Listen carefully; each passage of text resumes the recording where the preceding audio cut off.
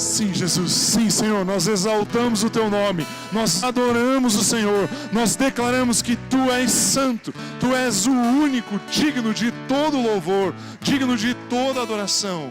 Jesus, obrigado, obrigado, Jesus, pelo Seu amor, pela Sua graça, pelo Seu favor. Obrigado, Espírito Santo, pela Sua manifestação aqui, pela Sua presença em nossas vidas, pelo poder que o Senhor manifesta em nós e através de nós. Espírito Santo, que o Senhor possa encher as nossas vidas cada vez mais, que nós possamos transbordar do Seu poder, que nós possamos abrir e sermos totalmente guiados, dirigidos, conduzidos pelo Senhor. Pai, nós exaltamos, glorificamos o Teu nome. Nós estamos reunidos aqui para Te exaltar, para Te glorificar, para dar a Ti toda a honra, toda a adoração, todo o louvor, para declarar que o Senhor é justo, que o Senhor é digno. Pai, nós estamos aqui para celebrar o Teu nome, para Te dar honra, glória e louvor. Pai, esse é o propósito de nós estarmos aqui. E Pai, eu Te peço agora que o Teu Santo Espírito possa manifestar o Seu amor e o Seu poder em nós, e que o Senhor possa nos ajudar, nos auxiliar a compreender o que a Tua palavra quer dizer, e que o Senhor possa fortalecer em nossos corações a Tua semente, a Tua palavra, que ela seja colocada em nós, de maneira que mude, transforme as nossas vidas, em nome do Senhor Jesus. Amém. Aleluia. Glória a Jesus.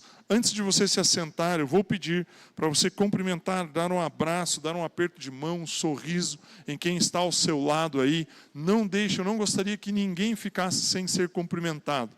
E declare sobre essa pessoa: que bom que você está aqui. Pode cantar essa aí no final da mensagem? Claro, com certeza. Isso, no final da mensagem. Isso, essa vez, combinado. Tá bom? Vença.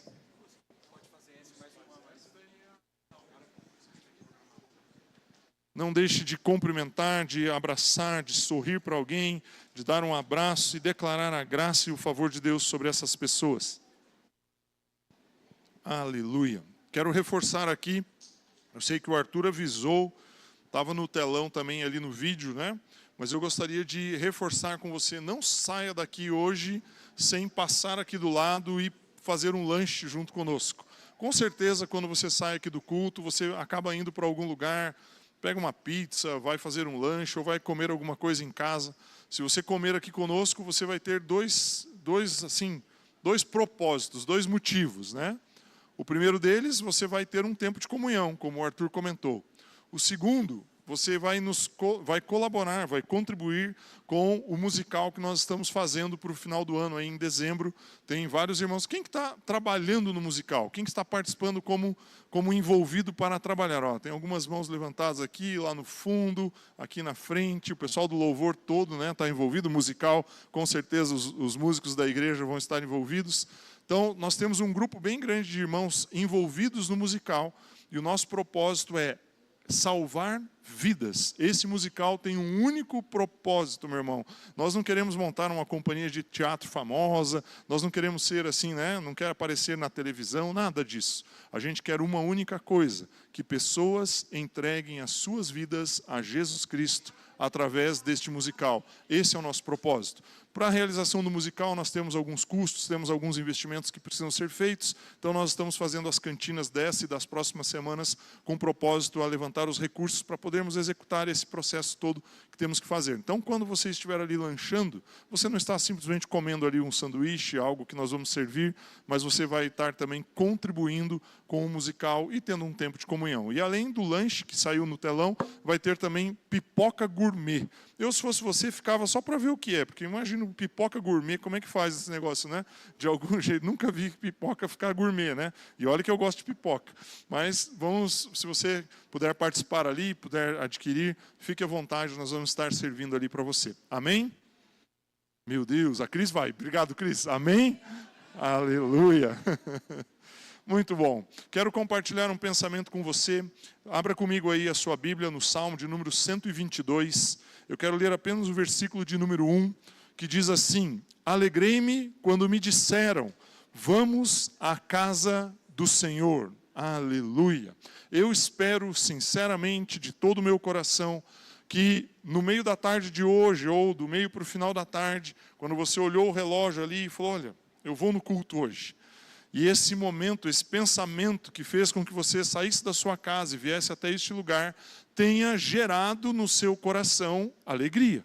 Eu espero que você tenha ficado feliz. Olhou e falou, cara, hoje é domingo, 6 horas tem culto. Eu vou tomar um banho, vou me arrumar, vou me preparar aqui, vou me organizar para estar lá na igreja e participar do culto. Eu espero que isso tenha motivado o seu coração, tenha gerado algo bom no seu coração. Não olhar ali, puxa vida, hoje é domingo, tem que ir na igreja, senão a semana... Esqueça isso, né? Não tem nada da semana. Senão, puxa, não, isso você deve ter alegria no seu coração por vir à igreja. Davi, escrevendo esse salmo, ele fala, alegrei-me quando me disseram, vamos à casa do Senhor. E eu quero abordar hoje aqui 2 aspectos com você. A Comunhão Cristã Aba, ela tem 4 pilares, nos quais ela é, assim, os quais fazem parte do nosso dia a dia da igreja.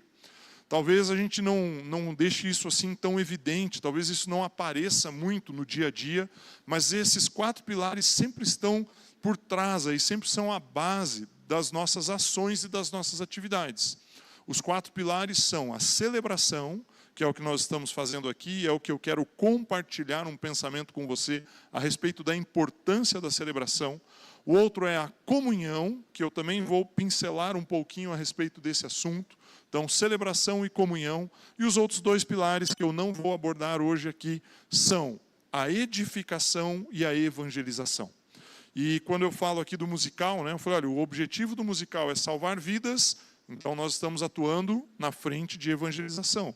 Vocês viram ali nos anúncios, nos avisos, nos vídeos dos avisos, amanhã, 12h10, tem culto lá no Hospital Santa Rita. No intervalo ali do almoço dos funcionários, pacientes e acompanhantes participam desse culto. E todas as semanas tem um culto, tem uma palavra, um louvor e um apelo.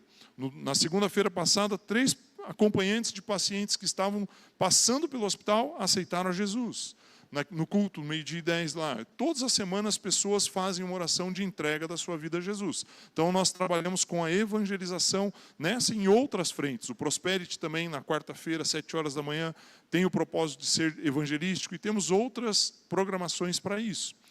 E a edificação, você viu ali o Fatemi Word, né? Vai ter nos dias 19 e 20 de novembro.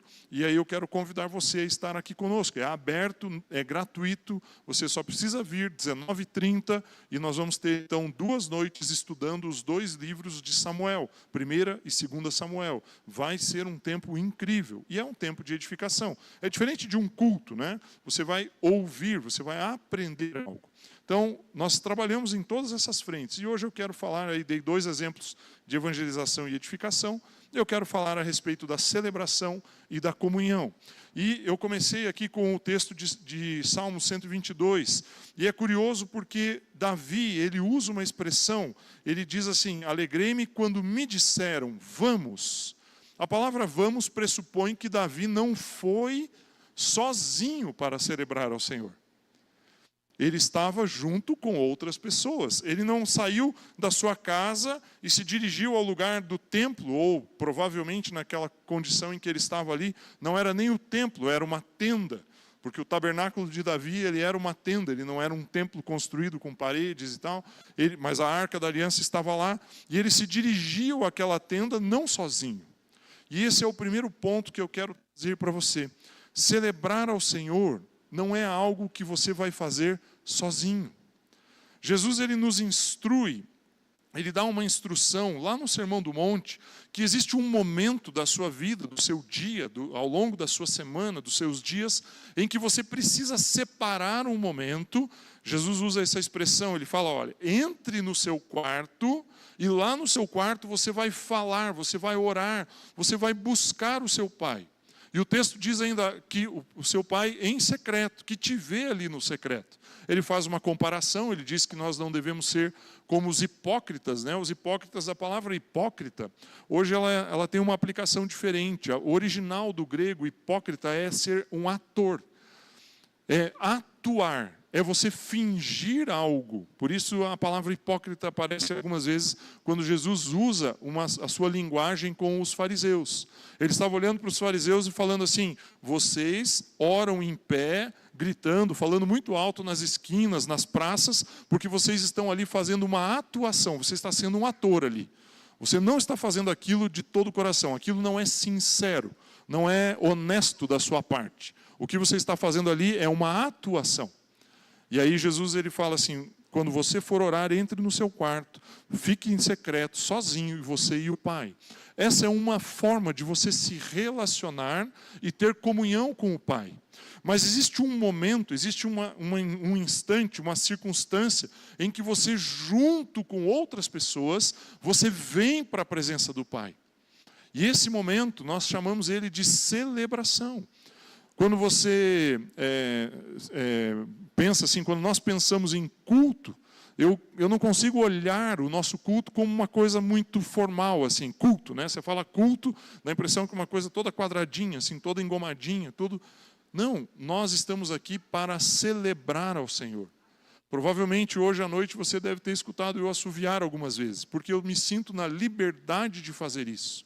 Algo que me deixa empolgado com o louvor, e eu faço isso mesmo. Eu ergo as minhas mãos, e você tem a liberdade de fazer isso. Nós precisamos entender que celebrar o momento em que nós saímos das nossas casas e nos dirigimos para a igreja, não é um momento em que você vai ter uma discussão séria, um negócio. Não, você está aqui, porque você é um filho amado, você veio para a casa do Pai. Eu saí da casa dos meus pais há 34 anos. 34 anos atrás, eu saí da casa dos meus pais, fui morar em outra cidade. E nunca mais voltei a morar lá. Mas todos os anos, pelo menos umas 3 ou 4 vezes ao longo do ano, eu vou para a casa dos meus pais, visito os meus pais, visito a minha família. Estive lá, acho que 3 semanas, um mês atrás, mais ou menos 3, 4 semanas atrás, eu estive lá. Meu irmão, 34 anos depois, eu chego lá e eu me sinto em casa. Eu não preciso pedir permissão para minha mãe, para abrir a geladeira, para pegar uma água, um suco, alguma coisa. Eu não preciso pedir permissão para ela para abrir o armário, pegar alguma coisa para tomar ali no café da manhã. Eu continuo me sentindo em casa. E algumas vezes, até mesmo quando eu estou conversando com alguém, eu estou falando a respeito da minha família, eu falo assim, lá em casa, lá em Guarapuava, na minha casa. Você entende o que eu quero te dizer? Eu uso uma expressão como se eu ainda vivesse ali, às vezes. Porque isso me faz, porque eu me sinto em casa quando eu estou lá.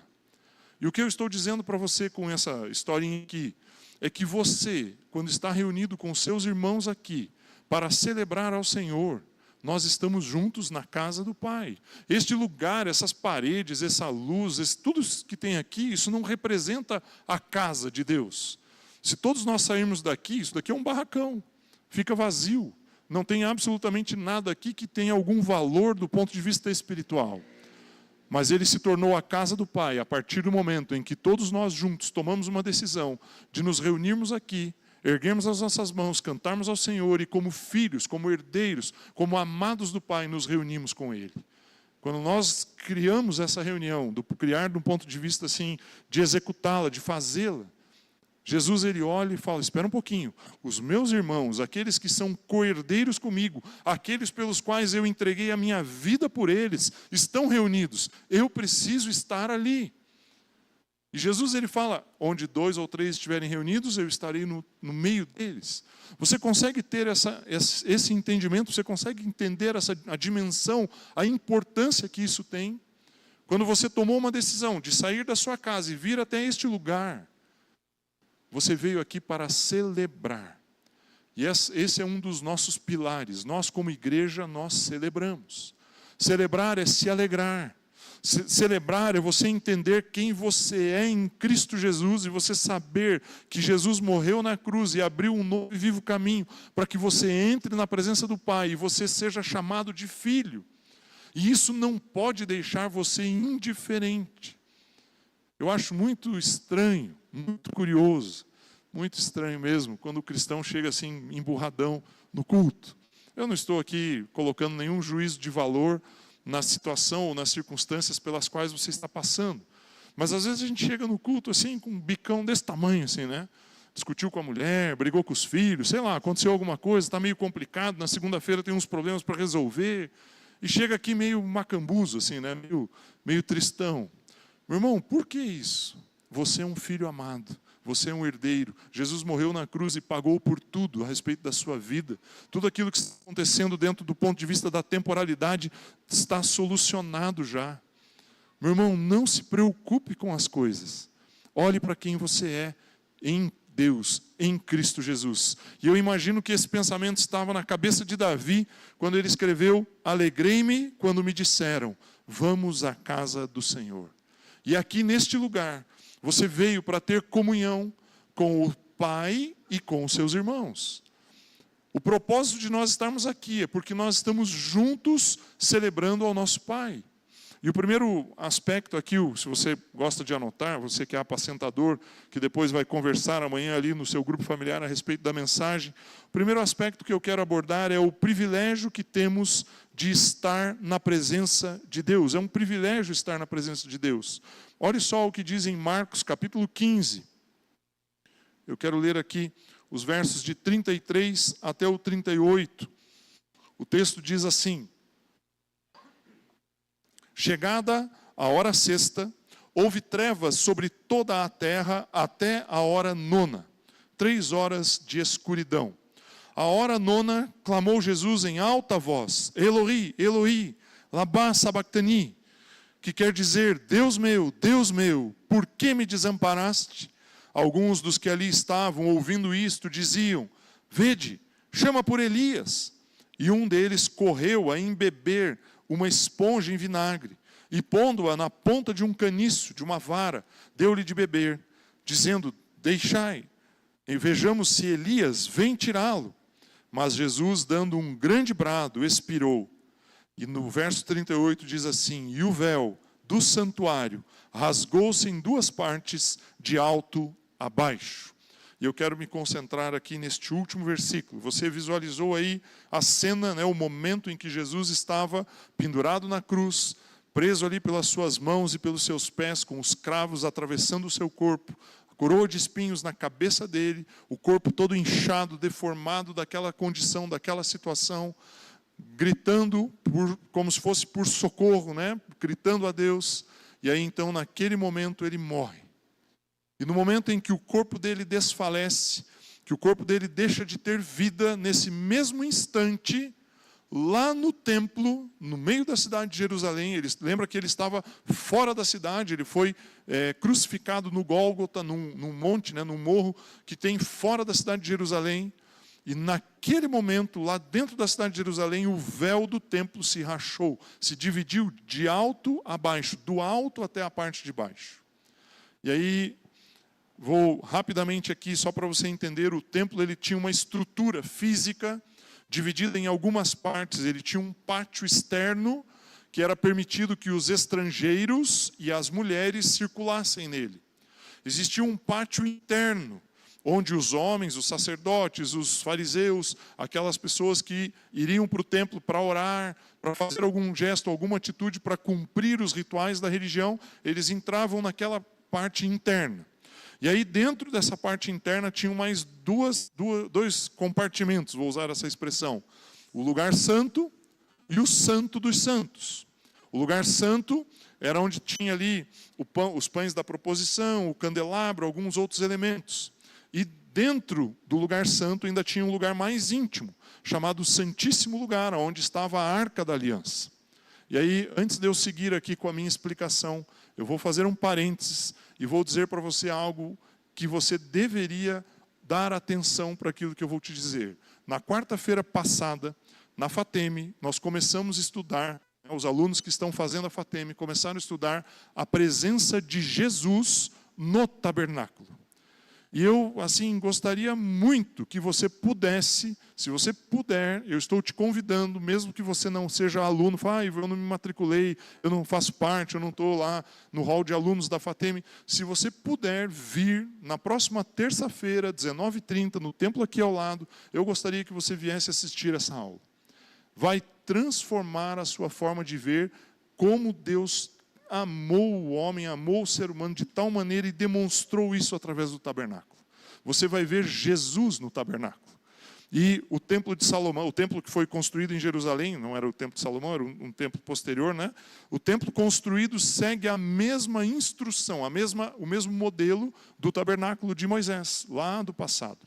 E eu estou aqui te convidando a estar aqui na terça-feira, 19h30, para assistir essa aula a respeito do tabernáculo. Vale a pena. Isso muda a sua forma de se relacionar com a palavra de Deus. Muda a sua forma de se relacionar com a Bíblia. E eu fecho aqui o meu parênteses agora. Você já está convidado. E eu, se fosse você, viria na terça-feira, 19h30. E aí, então, vamos voltando aqui. Quando Deus ele ordenou a Moisés construir o tabernáculo, olha só comigo Êxodo 26. Os versos 31 a 33.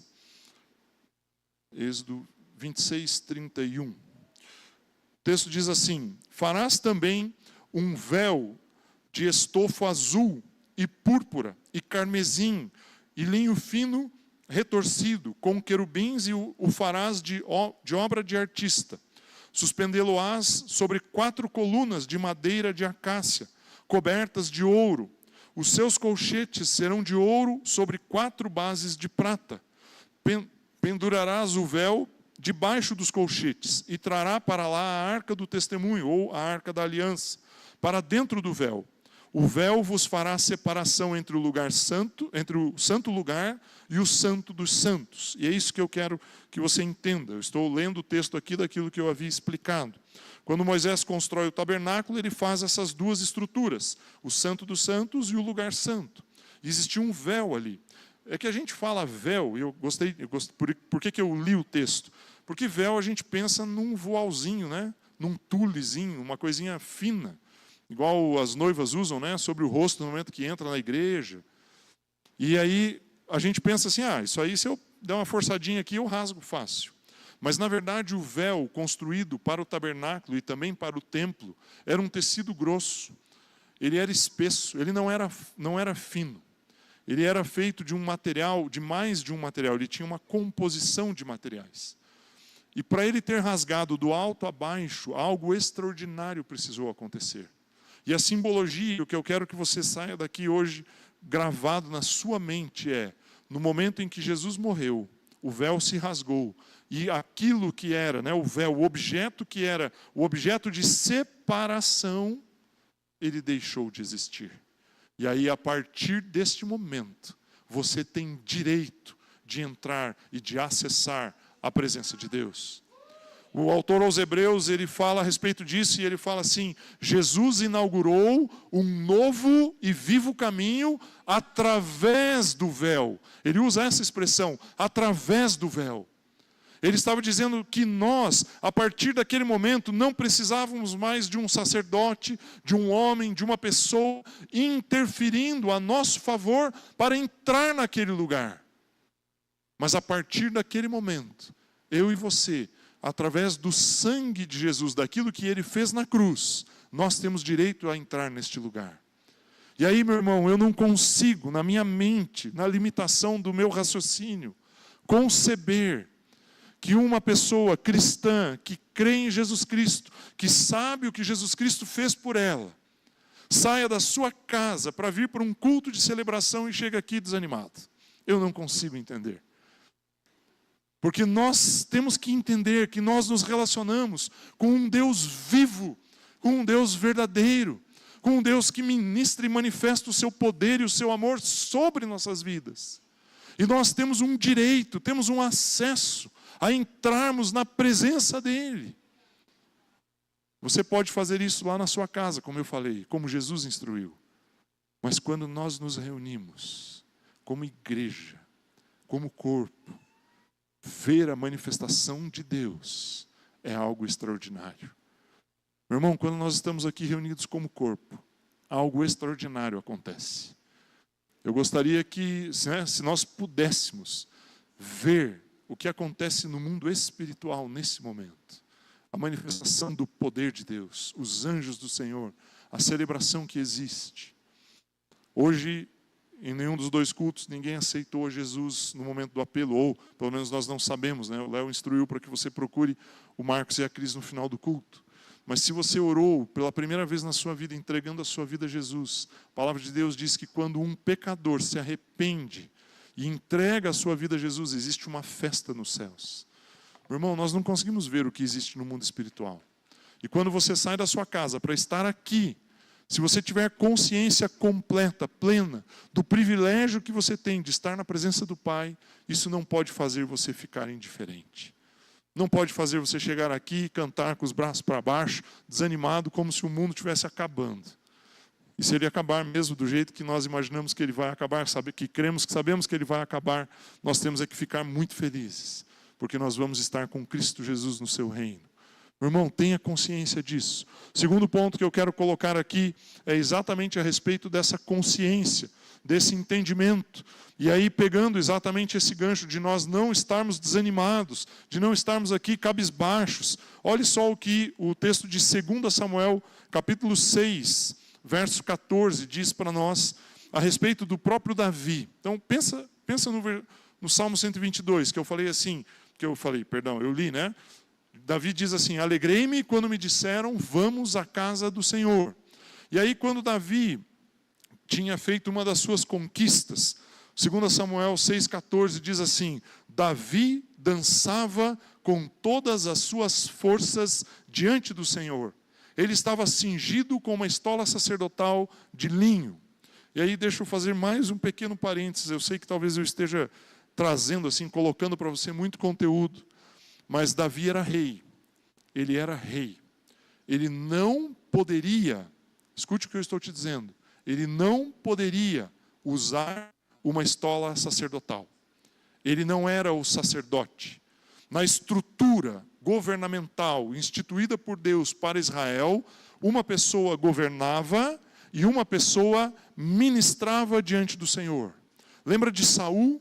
Quando ele estava diante de uma batalha, diante de um ambiente ali de guerra, e ele estava esperando Samuel, o sacerdote, vir para sacrificar, e ele viu o povo, o exército desanimando, o sacerdote demorou, e aí Saul tomou a iniciativa e falou: não, eu vou sacrificar. Ele, como rei, ocupou o papel de sacerdote. E aquele foi um dos gestos, uma das atitudes de ruína do reinado de Saul, porque ele tomou um papel que não era dele. Mas Davi, ele estava dançando na presença de Deus com uma veste sacerdotal. Ele estava predizendo aquilo que nós faríamos. Porque Pedro, na sua carta, né, o apóstolo Pedro, quando escreve a sua carta, ele diz no capítulo 2, verso 9, que nós fomos feitos uma nação de reis e sacerdotes. Nós somos um reino de sacerdotes. Você é rei e sacerdote. Você, por ser um filho de Deus, um amado do Pai, ser herdeiro de Deus, você deveria dançar como Davi dançava diante da presença do Senhor.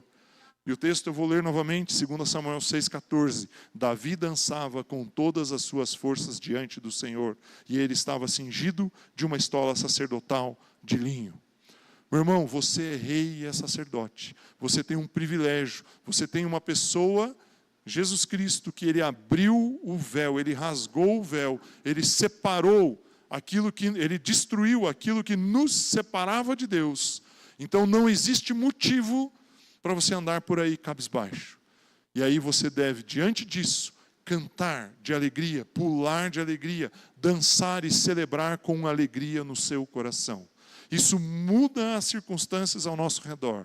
E você está dizendo então que se eu dançar, pular, me alegrar bastante no Senhor, os meus boletos de amanhã vão estar pagos. Não é isso que eu estou te dizendo. O que eu estou te dizendo é que a sua atitude, o seu comportamento vai trazer algo para dentro de você, que vai te levar adiante, que vai fazer você caminhar, que vai fazer você vencer no dia a dia, em cada atitude que você tem. Não misture aquilo que é espiritual com aquilo que é terreno no seguinte sentido, de ver ou de entender, de querer misturar essas coisas e achar que Deus vai resolver os problemas nos quais você se enfiou lá. Né? As compras que você fez, as decisões que você tomou. Mas eu tenho certeza de uma coisa, esse Deus, ele é poderoso para suprir as suas necessidades e te fazer abundante, porque Ele quer que você governe como um rei. Agora você está tão preocupado, tão focado em resolver os problemas, as dificuldades, as circunstâncias, e você não consegue erguer a sua cabeça e olhar para o ambiente como um rei, como aquele que governa. E o que eu estou trazendo para você aqui é: você tem o direito de entrar na presença do Rei, do Deus Todo-Poderoso, porque Jesus rasgou o véu. E você, estando ali dentro, você precisa ter uma atitude de alegria, uma atitude de vida, uma atitude de quem é grato, de quem tem gratidão no seu coração. Você ouviu aí o Gessé enquanto ele ministrava o momento de dízimos. Eu gosto muito de usar esse exemplo. Aliás, é um momento que eu gosto muito de fazer no culto. Meu irmão, nunca, nunca, nunca, nunca na sua vida, pode ser 50 centavos, pode ser 5 centavos, nunca dizime. Nunca entregue um valor na igreja, achando que aquele valor vai te trazer uma retribuição. Não dizime para trocar algo com Deus. Não faça isso. Quando você for dizimar, pode ser, como eu falei, 5 centavos. Não vou falar 1 centavo, porque nem tem mais moeda de 1 centavo. 5 centavos, que é a menor porção de valor de recurso em reais que existe hoje. 5 centavos. Faça por gratidão. Faça dizendo assim: Pai, obrigado, porque Cristo Jesus me permite entrar na presença do trono do Senhor, na sua presença. Eu tenho acesso à sua presença, porque Cristo Jesus entregou a vida dele na cruz. Dizime e oferte com esse pensamento, com esse sentimento. Isso muda a forma como você se relaciona com os seus recursos. Você está olhando para Deus e dizendo assim: Deus, obrigado, porque tudo que eu tenho é teu, não é meu. Eu sou grato ao Senhor. E eu estou aqui devolvendo algo para você. Devolvendo algo para o Senhor. Tenha essa mentalidade, esse pensamento. Então eu trouxe aqui 2 pontos. O primeiro, o privilégio de você estar na presença de Deus. O segundo, a consciência dessa presença. Você saber que você está na presença dEle. E que essa presença é poderosa. E que você tem esse direito. E eu quero entrar aqui no meu último ponto. E ele tem a ver com o que eu acabei de comentar aqui sobre os dízimos. Olhe só o que diz em João, Evangelho de João, capítulo 4. Quero ler apenas o verso de número 23. Contextualizando para você. Esse momento aqui, Jesus está ali próximo da cidade de Sicar, na região de Samaria. Ele saiu, Jesus saiu provavelmente ali de Cafarnaum, estava viajando, fez uma viagem por um lugar incomum, passou lá pelo meio de Samaria, parou próximo da cidade de Sicar, do lado de um poço. Era o horário do almoço, era o meio-dia mais ou menos, o sol estava a pino, estava alto. Os seus discípulos foram até a cidade de Sicar, que era bem próximo dali, para buscar alimento, e ele ficou ali no poço. E aí então chega uma mulher, a mulher samaritana, para retirar água. E ele começa a conversar com ela. Primeiro que um judeu não conversaria com um samaritano. Um judeu conversar com uma mulher samaritana, então, mais improvável ainda. Mas Jesus começa um diálogo com ela. E ela começa a perguntar algumas coisas, e eles começam a falar ali. E aí então, Jesus ele fala assim para ela: mas vem a hora, e já chegou, em que os verdadeiros adoradores adorarão o Pai em espírito e em verdade, porque são estes que o Pai procura para os seus adoradores. Eles estavam, vou usar a palavra aqui, numa disputa, A mulher samaritana dizendo assim: os fariseus, os mestres da lei dizem que nós temos que adorar em Jerusalém. Mas nós dizemos que nós podemos adorar aqui no monte, na montanha, aqui onde próximo da nossa região. A esse lugar aqui, Jacó tinha construído aquela região e eles adoravam a Deus ali. E havia essa disputa entre eles. E aí Jesus chega e ele inverte todo o processo. E ele fala assim: não é lá, não é aqui, não é lá em cima, não é aqui embaixo, não é em lugar nenhum que você vai adorar a Deus. Deus ele procura adoradores que o adorem em espírito e em verdade. E o que eu estou te dizendo com esse texto, meu irmão, é que você não vem para este lugar para pedir absolutamente nada. Você vem para este lugar junto com os outros irmãos que estão aqui. Nós, como um conjunto, como igreja, como corpo, nós estamos aqui juntos para adorar ao Senhor. E adorar é você dar algo para alguém. Então, se você pensa que você vai sair da sua casa no domingo à tarde, 5h30, 5h40 da tarde, para chegar aqui 6 horas, para entrar aqui, cantar bem bonitinho, afinado, as 4, 5 músicas que nós cantamos para participar dos momentos do culto, dizimar, ofertar, fazer tudo bonitinho e dizer assim: Deus, o Senhor viu que eu fiz tudo certinho. Então agora eu preciso disso, e trazer uma lista de coisas. Deus não vai ouvir você. Não sei se eu vou decepcionar você com o que eu estou te falando, mas ele não vai ouvir você. Agora, se você chegar aqui, sair lá da sua casa, entrar aqui, desde o primeiro momento ali, claro, né? Cristão chega aqui umas 5 para 6, para poder sentar, conversar com as pessoas, se preparar para o início do louvor. E aí então você começa a declarar as palavras dessas músicas, começa a orar essas palavras, começa a dizer: Deus, Jesus, eu amo o Senhor é santo, totalmente santo, o Senhor é digno, totalmente digno. E aí você começa a ter uma relação e um relacionamento com Ele como grupo, coletivamente, como igreja. E nós começamos a ministrar ao Senhor e a dar a Ele o louvor, a dar a Ele a adoração. E aí vem os momentos do culto, vem o momento de libertação, você se posiciona, você fala: Deus, eu creio que eu sou teu filho. Satanás, você não tem direito de absolutamente nada sobre a minha vida. Saia da vida dos meus filhos, saia da minha vida financeira, saia do meio da minha casa, do meu casamento. E aí você assume essa posição, como o Mauro trouxe aqui. Por que nós fazemos libertação todos os domingos? Para lembrar para você quem você é. Para declarar sobre a sua vida que você é livre. Nós cremos assim. E sabemos que isso é uma verdade. E aí então vem para o momento de dízimos e oferta. Você dizima e oferta. E aí você faz tudo isso por gratidão. E aí, meu irmão, eu vou fazer uma pergunta para você que eu me pergunto todas as vezes quando eu oro, quando eu tenho um tempo de louvor, na minha intimidade, na minha casa. Deus, o que é que o Senhor viu de bom em mim? Por que o Senhor me abençoa tanto? E aí eu sei que não tem absolutamente nada a ver com o que eu faço, mas tem tudo a ver com o amor que Ele tem por nós. Meu irmão, não existe como Deus ficar devedor a você. Hebreus diz isso: o maior abençoa o menor. Sempre vai ser assim. Do mesmo jeito que a lei da gravidade é a lei da gravidade. Se eu pegar a jarrinha aqui, trazer para cá e abrir os meus dedos aqui, ela não vai flutuar. Ela vai descer até o chão, provavelmente quebrar, molhar tudo e esparramar uns cacos aqui no chão. Do mesmo jeito que essa lei existe do ponto de vista da natureza, o maior abençoa o menor, é algo espiritual. Quando você chega e você adora, você olha para Deus, sabendo que Ele te amou, e que não depende daquilo que você fez, não depende daquilo que você pensou, não depende daquilo que você falou, mas você se entrega a Ele em adoração, Ele não vai ficar devedor a você. Eu tenho certeza absoluta disso. Eu tenho uma convicção plena disso. E Ele vai derramar sobre a sua vida graça sem medida. Ele vai transformar as suas circunstâncias. Ele vai prover por aqueles recursos que você precisa. Ele não vai fazer você trabalhar, não. Ele não vai pegar você pela mão, te levar lá no seu emprego, no seu trabalho, nos seus compromissos. Não. Mas aquilo que você fizer, Ele vai multiplicar nas suas mãos. Lembra da história do menino dos pães e dos peixes?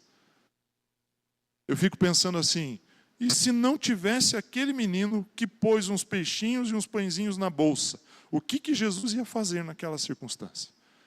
Tudo bem que ele tem poder para pegar um punhadinho de areia e transformar aquilo em pão. Mas o trabalho de carregar aqueles peixes, o pensamento de ter eles na sua bolsa, e a disposição no coração de pegá-los e entregar a Jesus. Jesus, toma, é teu. Faça o que o Senhor quiser com eles. E de não querer para si apenas. Essas 3 atitudes, o carregar, levar lá até aquele lugar, o planejar, né, o pensar em transportar, o levar e o entregar, isso fez com que uma multidão comesse e que um monte, 12 cestos sobrasse. Meu irmão, a sua atitude de vir até aqui, entregar 2 peixinhos e 5 pães para Jesus, que pode parecer que não é nada, vai fazer com que Ele pegue isso e multiplique sobre a sua vida de uma maneira extraordinária. Mas nós precisamos crer dessa forma. Você precisa sair da sua casa e vir para este lugar para celebrar ao Senhor de todo o seu coração, sem uma intenção de trocar algo. Fala: Deus, eu preciso hoje, eu vou na igreja, porque essa semana eu tenho uma prova, porque essa semana lá no meu trabalho eu tenho um desafio, porque essa semana minha filha ficou doente, eu vou na igreja para ver se ela alcança a cura. Meu irmão, jogue fora qualquer pensamento desse tipo. Quebre essa religiosidade da sua cabeça. Tire isso da sua mente. Jesus, ele ama você. Não pelo que você faz, mas por quem você é. Eu vou contar aqui uma historinha. O pastor Pio já contou ela várias vezes, acho que até aqui na igreja mesmo. Vou fazer uma brincadeira, tá? Quem aqui conhece o Denis Pimentinha, levanta a mão. Sabe o Denis Pimentinha? Até que tem uns mais jovens que levantaram a mão. Eu achei que só os mais velhos iam levantar, daí eu ia falar assim, peguei você pela sua idade aí, né? Então, Denis Pimentinha, um desenho, né? Virou até filme depois. E nos Estados Unidos ali, bastante conhecido as brincadeiras, é um menino muito travesso, né? Pimentinha, né? Então, Denis Pimentinha, você já sabe que ele não era muito fácil das brincadeiras dele, né? Sempre estava aprontando alguma coisa. E o Denis tem um vizinho lá, tem um senhor e uma senhora, né? O senhor Wilson e a senhora Wilson, que são vizinhos deles, da família do Denis. E eles sempre estão com o Denis brincando na casa deles, o senhor Wilson. E só que lá o Denis sempre apronta, né? Põe que boa no desodorante do seu Wilson, o seu Wilson vai espirrar o desodorante e arde tudo, né? Sempre está fazendo alguma asneira assim. E aí o Denis tem um amigo, e um dia eles aprontam na casa do seu Wilson, e na hora de ir embora, a esposa do seu Wilson dá um monte de chocolate para eles irem embora, na hora deles irem embora. E isso tem uma tirinha lá, numa das histórias, e aí ele pergunta, o amigo do Denis pergunta assim, eu não entendo, a gente só faz besteira lá, né, mais ou menos essas palavras, não são as mesmas. Mas no final, eles nos dão um presente ainda, para a gente ir embora. E aí o Denis responde assim, não é pelo que nós fazemos, mas é porque eles são bons. Eles são bons e eles nos presenteiam. Deus, ele olha para você dessa mesma maneira, meu irmão. Não é o que você faz, é porque ele é bom. É porque ele é amor. É porque ele te amou. O que ele te dá, ele não te dá porque você está comprando algo dele ou barganhando algo com ele. Ele te dá porque ele te ama. Porque ele deu o seu filho para morrer por você. Porque ele deu o filho dele para entregou a vida do filho dele para morrer por você. Então você vem para um culto de celebração com um único propósito no seu coração. Você vem para oferecer algo a Deus e não para pedir. Você não entra neste lugar trazendo uma lista de pedidos, né? Isso aqui não é um supermercado que você vem fazer umas compras aqui. Deus, eu preciso de um carro novo, eu preciso de uma casa melhor, eu preciso que o meu filho melhore nisso, eu preciso que o meu casamento, eu preciso. Você pode, né? Eu brinco, às vezes, eu não tenho muito cabelo, né? Então, às vezes estou de boné, eu estou com alguma coisa na cabeça quando está muito sol. Mas você pode deixar o seu chapéu em casa para vir ao culto. Porque aqui não é um lugar que você vai estender e dizer, Deus, eu quero isso, eu preciso daquilo. Você não veio aqui mendigar algo a Deus. Porque Ele já te deu tudo o que você precisa em Cristo Jesus para a vida e para a piedade. Lemos esse versículo no domingo passado. Meu irmão, Ele já te deu tudo em Cristo Jesus. E eu quero terminar aqui essa mensagem lendo o Evangelho de Mateus, capítulo 6. Mateus 6. Os versos 31 a 34, que dizem assim: portanto, não vos inquieteis, dizendo, que comeremos, que beberemos, ou com que nos vestiremos? Porque os gentios é que se preocupam com todas estas coisas. Pois vosso Pai Celeste sabe que necessitais de todas elas. Buscai, pois, em primeiro lugar o seu reino e a sua justiça, e todas essas coisas vos serão acrescentadas. Meu irmão, o motivo principal que você tem para vir até este lugar não é pedir algo para Deus. Qualquer tipo de necessidade que você tenha, Ele sabe que você tem. Qualquer tipo de circunstância que você precisa suprir na sua vida, Ele sabe. Quando você mudar a atitude do seu coração e dizer assim, Senhor, eu estou aqui para adorar o Senhor, independente do que está acontecendo no meu dia a dia. Eu venho aqui para manifestar o meu amor pelo Senhor, por aquilo que o Senhor fez por mim. O seu coração muda, sua forma de se relacionar com Ele muda. E eu vou te dizer que, infelizmente, a maioria das vezes, nós entramos e saímos dos cultos da mesma maneira, porque nós entramos aqui com a mesma atitude. Vamos ver se o culto hoje vai ser bom. Meu irmão, o culto ele é bom na mesma medida em que você entrega o seu coração a este momento. Conversando com um casal um tempo atrás, alguns meses atrás, e nós fizemos um retiro ali no comecinho de setembro, no final de semana do dia 7 de setembro. E conversando com eles, eles me perguntaram assim na conversa, por que será que no culto, quando a gente tem um culto no domingo, a manifestação do poder de Deus não é a mesma que acontece lá no retiro? São as mesmas pessoas. O louvor são as mesmas pessoas, quem está tocando, cantando. São as mesmas músicas. O pregador é o mesmo, via de regra, normalmente. Mas quando eu estou na igreja de um jeito, né? As coisas acontecem de um jeito. Quando eu venho para o retiro é diferente. Aí eu vou te falar, Deus é o mesmo, Jesus é o mesmo, o Espírito Santo é o mesmo. E você, são os 4 elementos que estão participando desse momento. As músicas são as mesmas, os instrumentistas e os cantores são os mesmos. Existe uma mudança que precisa acontecer no nosso coração. E Deus ele não muda, ele é o mesmo. Lá no centro de retiros, lá na chácara, lá onde nós estivermos, e aqui é o mesmo Deus. Aliás, existem 2 coisas impossíveis para Deus. Não sei se você já ouviu isso, mas está escrito em Hebreus. Não sou eu que estou inventando, não. É impossível que Deus minta. Impossível que Deus minta. E é impossível que Ele mude. Ele é imutável. Ou seja, Ele é o mesmo ontem, Ele é o mesmo hoje, e Ele vai ser o mesmo eternamente.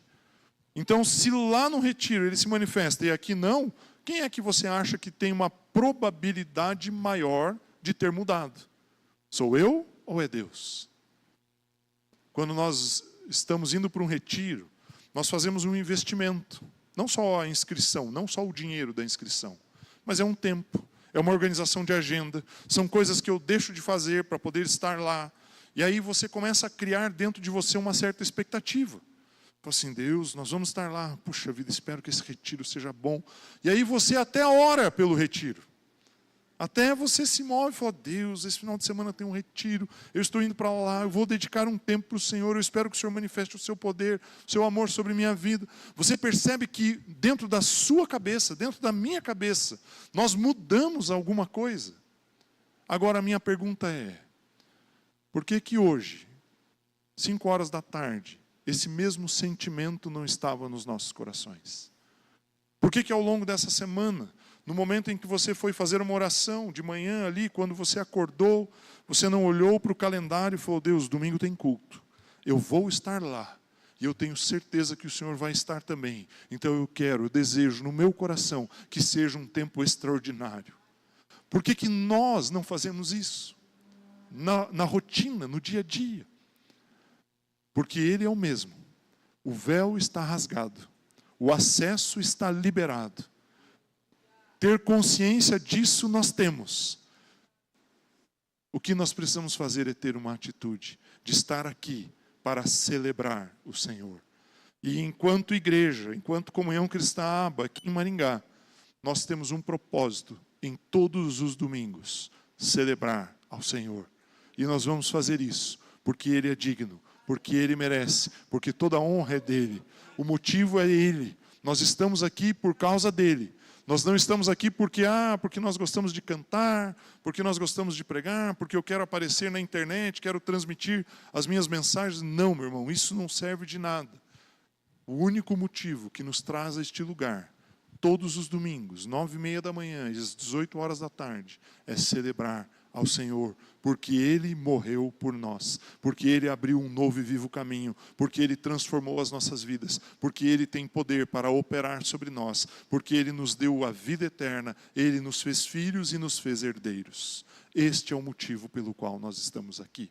E eu espero que hoje você saia daqui com um entendimento da importância de você estar aqui na igreja.